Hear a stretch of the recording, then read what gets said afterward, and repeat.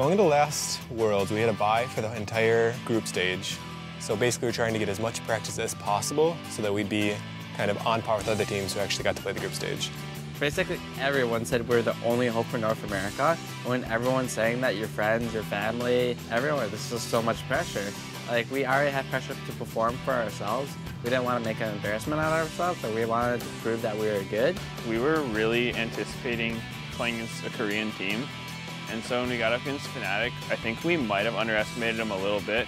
We lost the first game to Fnatic to Cast and Double TP. The second game we were able to pull out a win, and the third game we messed up early game and we kind of threw from there. They sort of exposed our weaknesses that we had in our team, and they outplayed us. After losing against Fnatic, we were pretty sad because we didn't get to prove ourselves on the world stage. We basically lost right away. We had 5 minutes of fame there and we just died out. I don't know if the bye necessarily hurt us. I think that if we were good enough going into the entire tournament, that we would have won regardless of where we're seated. I think a lot of our own problems were our own problems. The bye didn't really matter. Even if we had a few days of extra practice on the stage, it wouldn't have actually made us play better. Fnatic definitely played very differently than we have had any experience with in NA.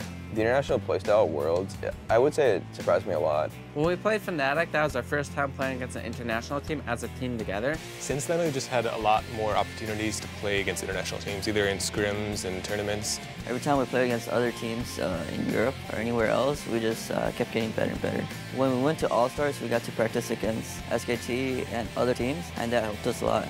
So we just have more experience. There's a lot of different kinds of play styles. The teams who are going to be dominating actually at Worlds or at any tournament are the people who have been dominating in scrims, and that's something that we see since we actually play all these scrims. I want us to be prepared. I want us to be on the same wavelength. Like, if we're thinking different things before going in, that's bad. I want everyone to be thinking the same thing, and I want us to be prepared more than anything. The Worlds mentality is really going to kick in once we actually make it into Worlds. At that point, we have to start looking forward and seeing what is our best strategy to come into Worlds prepared. I don't think we're the best team in the world by any means, but I think we can compete against them, and we have a little bit more ways to go to actually be able to compete against the best consistently.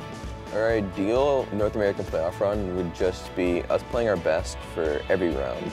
Winning is extremely important, but also feeling like we actually are on top of our game is what I think would give us the best momentum to go to Worlds.